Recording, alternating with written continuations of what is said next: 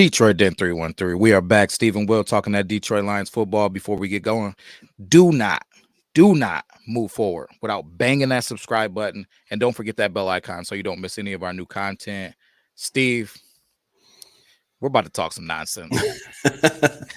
I told you what I wanted before we got on here. So you have a little insight of what I'm doing. I'm telling you right now, William, there's 3 guys in this draft. I've got to have one of them. Mhm. I got to trade up to get them. I'm not going to sit at 29, play the waiting game with my fingers crossed, hoping that one of them falls to me. Let me just ask you a question. What is the one position the Detroit Lions need more than anything that could be an impact day one starter? You're not drafting them for depth. You're not drafting them to put on the shelf for a couple years. You put them in first week of September. He's on the field. What position would it be? Jake Bates starting at kicker. Stop. What? Let's be real. Baby Justin Tucker. What are we talking about? Jake Bates good at kicking a flag football game. Edge rusher, sir. Edge rusher. No. The 3 guys I need, I'll just tip my hand. I'll tell you. It's Latu Latu, it's Jared Verse, it's Dallas Turner. I don't care which one it is. I need one of them. I don't think any of them will be available at 29. So I've got to make a trade. Hey, Steve, hold on one second. Hey, Braden. Yeah, Steve doesn't want you anymore. I still want you. Hey, Braden Fisk. Last I checked, not an edge rusher. Could he play edge rusher? Maybe. So you tell Braden, hey, thanks for your time, thanks for your workout, but we're going in another direction here. We need a bona fide edge rusher that can bolster this defensive line and wreak havoc for quarterbacks. Of the 3 guys I named, Latu Latu, Jared Verse, Dallas Turner. Yeah. I need one of them. Yeah. End of story. My team is complete if I get one of those 3 guys. So I'm looking at the draft order here, William. Yeah. This isn't a mock draft by any means, but I'm just going to go through a couple picks here. Chicago Bears, they're taking a quarterback. Washington Commanders, they're taking a quarterback. New England Patriots, they're taking a quarterback. The first 6 picks of this draft are pretty easy. Arizona Cardinals, probably taking Marvin Harrison Jr. Los Angeles Chargers, better take some type of offensive weapon. If it's Brock Bowers or a wide receiver, take your choice. I don't know. May not take Joe Alt. Maybe they got Slater. They're pretty set at left tackle unless they put him on right. I think they need a weapon. They lost all their receivers and their running back. They need something back there for Herbert to throw to. New York Giants. I've seen some people saying that they need a quarterback. You're forgetting that you're paying Daniel Jones $40 million a year. You're probably not drafting a quarterback. You need to replace a weapon because you lost Saquon Barkley. Probably another wide receiver there. Here's where it gets interesting for me is the Tennessee Titans and the Atlanta Falcons. Mm-hmm. I think they both had really, really good off seasons. I think they both had really, really good free agent period. Also, they're right in front of the Chicago Bears. Now, I'm not making this trade to block the Chicago Bears. I don't care about what they do. I'm worried about the Detroit Lions. Yeah. But I'm looking at the Falcons mainly. I'm looking at them and saying they got a pretty good defense. They just got Kirk Cousins. They got their quarterback that they've been missing. They got some wide receiver weapons. I'm trading up to number 8. And I understand you have to, it takes 2 to dance. In my world, the Atlanta Falcons are going to dance with us because I'm willing to give up a first-round pick in 2025 to move up 21 spots. Steve. End of list. End of story. Steve, you've lost your mind. I'm telling you right now. You're out of your mind. And then who are you? You're drafting one of the 3 people you just mentioned? Yep. So you're just not going to draft Dallas Turner? Whichever one Brad sees fit, I'm fine with. Like, I'm picking at 8. So whatever the Tennessee Titans do, I'm picking at 8. I don't know what the Titans do, but one of those 3 guys, or two of those 3 guys, worst case scenario, should be available. It's just math, William. No, I don't think that you're wrong. They would be available, but first round pick next year to move up 21 spots, you're going to have to. I'm not doing it. This team is ready to win a Super Bowl. We're there. We've had a phenomenal free agency. I give our free agency an A. We've addressed the secondary, fixed the offensive line, upgraded it, in my opinion. You added Marcus Davenport, who I'm not completely sold on. Yeah. I think he could be a very good rotational piece. We're paying him pretty cheap money. But if I can get a Jared Verse in there and say, hey, Marcus, get on the field when you can, when someone needs a huff. But, yeah, I'm willing to do it. I'm willing to trade a first-round pick to move up to pick 8. And you know what? You're not going to give a shit or think anything about it during football season. You won't. You won't even remember it. I mean, if we're winning, you're right. If we're losing, I'm gonna remember every facet of how it happened, where I was sitting, how I found out. I'll probably still have a couple of my tears from the situation. I just first round pick next year, man. First round picks are coupons. You don't know what's going to happen. Maybe it works out, maybe it doesn't. But I look at the Lions roster and I say we need an edge rusher and a wide receiver. The rest is all just depth. You draft a safety or a corner, it's depth. We got our starters. You draft an offensive lineman, it's depth. They're getting put on the shelf for a year unless an injury happens. When I look at the defensive line, I see that defensive end on the opposite side of Aiden Hutchinson being up for grabs. It's the only missing piece on this team for me. And if I got to sacrifice and give up a first round pick a year from now, but that means that the Detroit Lions had another successful season and maybe we even get to a Super Bowl, it's worth it for me. Yeah, I mean, if that happens, but I just don't think that it's necessarily what we need to do. And then now we have another crazy contract, because if you get Dallas Turner, that's going to be a contract when it comes contract time, and we got to pay all of these guys. I know that it would be 5 seasons away, 4 at least, but if we pick up that 5th-year option, but that's maybe we saved some money and let Hendon Hooker take the reins. It's just a possibility. Oh gosh, Steve, you said it. You've said it, William. You're the one. You're the one who put this ball into motion here. You're the one who got the wheel spinning by saying if you. Why do you even say the name? Like this is just starting a war. But if you get Hendon Hooker still on his rookie deal, I think the exact quote was pennies on the dollar. I mean, I could go out and get a Dallas Turner and not have to worry about any of that for 4 years. Yeah, well, we just don't know if that's on the table yet, man. We don't know what we got or what we don't have. But the idea of it is very sexy. It's very sexy. Like if you got, because at the end of the day too, and I know a lot of people were like, yeah, but if Hendon comes in and balls, then he's gonna be demanding $50 million, and not necessarily. Because his contract's going to be up in a couple of seasons. So if he's just playing solid, he's not the top guy. Who's to say that he's going to get a $50 million contract? He might be. Look at Jared Goff's contract, $33 million. So it could, there's just so many variables, man. But all that being said, our first round draft pick, giving up the rights to one of the top 32 players coming out in a draft next season. Because hopefully we're drafting at pick 32. That's the goal. So essentially, it could be a second rounder almost. We're talking about giving up a late 20s round pick. Hopefully, that's the hope. Do I think that it could potentially make us better? I do. I just worry about, are you giving up anything this season? I can't imagine you just get it just because.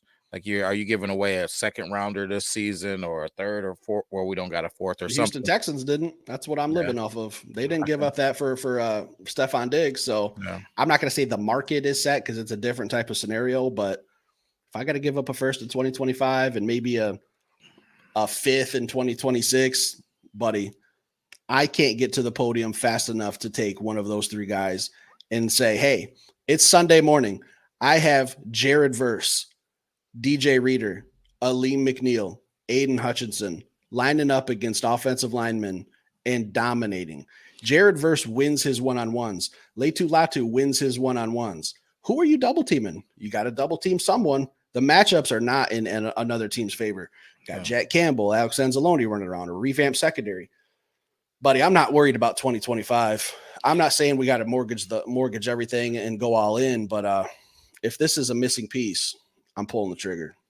Yeah, it's exciting to think about, man. I'll give you that, but I just worry about the depth of this team. So, what else are we drafting, man? We got an old offensive line outside of Penei Sewell.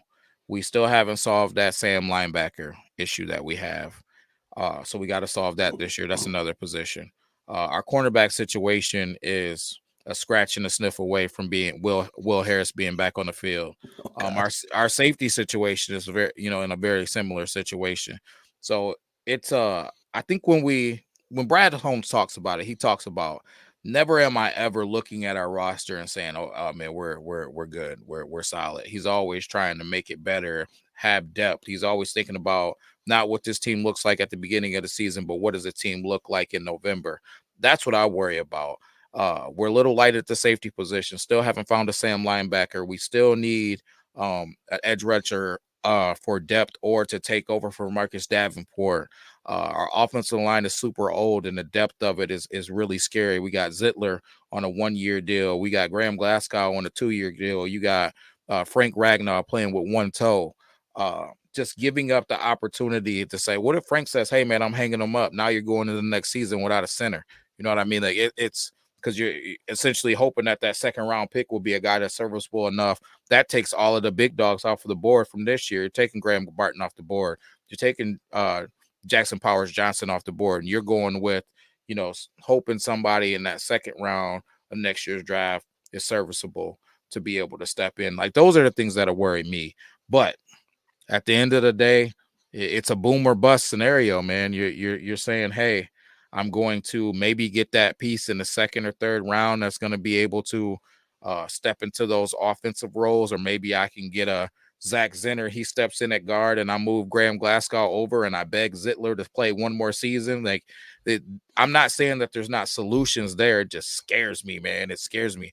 I don't want to play the game of uh, boom or bust. I want to play, let's be those New England Patriots when they had their run for over a decade. That's what I want, man. I want longevity. I want youth. I want 1-year deals for the positions, so we keep, as you say, kicking a can down the road and solidifying these things through the draft, younger and younger and younger, and getting 1 or 2 pieces in free agency. But it, if we're down there in Detroit and they say the Detroit Lions trade up to number 8, and they say Dallas Turner, Jared Verse, Liatu Latu, you already know we're going to You know be what I'm going going to do? bananas. What's that? I'm going to probably be with you. I'm just going to look over at you and just give you a little wink. I'm just going to give you a little wink, and you're going to say, "Damn, someone called this. Someone is standing directly near me." Yeah, I'm not going to say a word. I'm just going to hit you with that little wink, and you're just going to know we're about to go wreck some quarterbacks for the next 4 or 5 years. Because in my trade scenario, I didn't give up anything this year. I'm swapping. I actually have to swap 29 to move up to 8. Yeah, I have to give you a first round pick in the following year's draft, and maybe a mid round pick in that same draft. And I'm okay with that. But this year, I still got 61, still got 73. Yeah, still got all my other picks. On top of that, with free agency next year, I'm not worried. I'm as cool as a cucumber when I'm talking about this. And I get it. I'm not Brad Holmes. It's his decision. This is all fun and games, but I'm looking at that top 10, and buddy, I just don't see a world where all 3 of these guys I'm talking about don't go before 18. It's just going to be tough.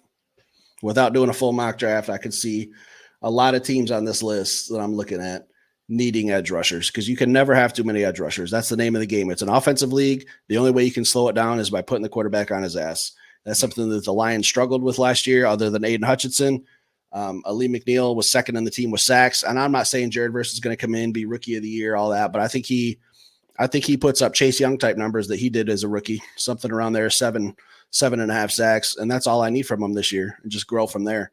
I just can't imagine the Detroit Lions defensive line not being one of the absolute best in the NFL, going from probably the worst to probably one of the best. Yeah.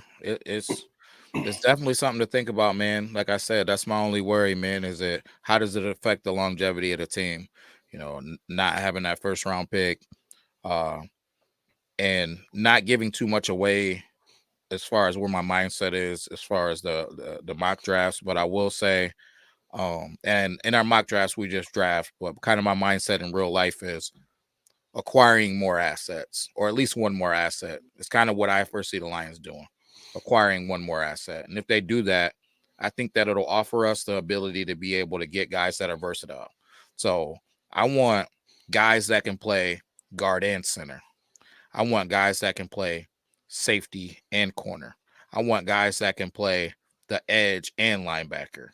Versatile guys is something that we've shown that we like to get. What do we do with Jack Campbell? We play him at linebacker in the middle, but we also like to try to get him to rush off the edge. You know what I mean? He didn't do a good job last year at it, but I would venture to say he's going to come back and he's going to be a little bit more polished this year, and he's going to be a little bit better at it. So position versatility, positionless football is something that we're looking for. It's been said over and over again. Those are the type of guys that I'm looking for. The NFL is a copycat league. So we're not the only team that's moving in that direction. So we're not going to be the only guys looking for those guys. So the guys that are out there that offer that, the Graham Bartons, the Cooper DeJeans, those type of guys, they're going to be taken off of the board. You know what I mean? The Liatu Latus, the guys that can run with a running back, chase down a tight end, but also rush the passer. Those guys are going to run off of that board quick. So that's my worry. I would rather be trading back from 29 to somewhere in the 30s, getting an extra pick and being able to take one or two more of those guys and letting those pan out to be successful. Those guys going and having another draft where maybe we find, instead of one or two starters, 3 or 4, maybe even 5. Where are they starting at? This iron sharpens iron, man. Like we talked about before, you draft a guy like Cooper DeJean, maybe he takes Kirby Joseph's spot, man. Oh, buddy, easy now. I'm just saying, like, and it's not even about him, but it's maybe not down the road, but not year one. Oh yeah, I agree. But I'm not even saying right away though.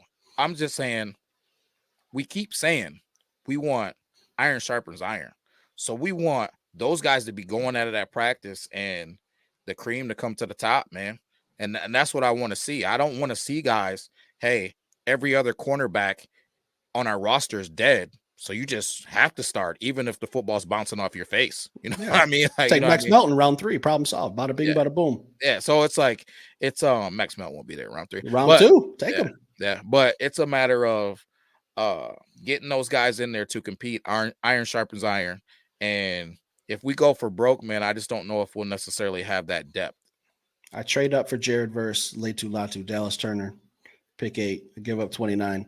At pick 61, I take Max Melton. You happy with either one of those 3 at 8 and Max Melton at 61? Does that make you feel a little better?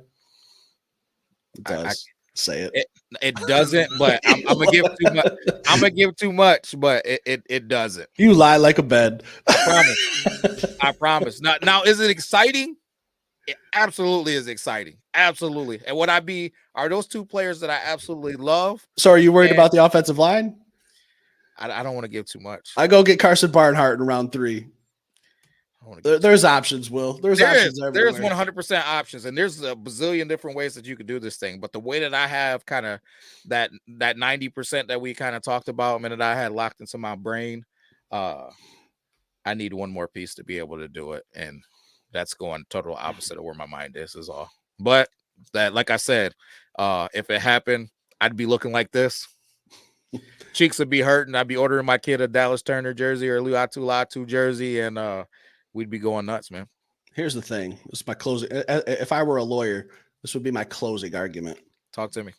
One of those 3 players, Letu Latu, Jared Verse, Dallas Turner, brings a Lombardi trophy to Detroit.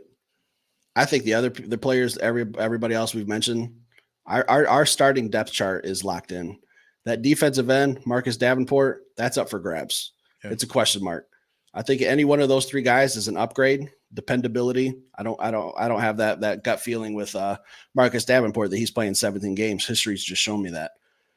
What about that Sam linebacker position? Well, I didn't want to ask you because you'd kind of hinted at it with Letu Latu. He could do the Sam linebacker a little bit. You could put Marcus Davenport at defensive end, and you could put Letu Latu as that Sam linebacker, blitz him off the edge, and he's comfortable enough in coverage. You put me on that. Like I said, you kicked the wheels on this idea.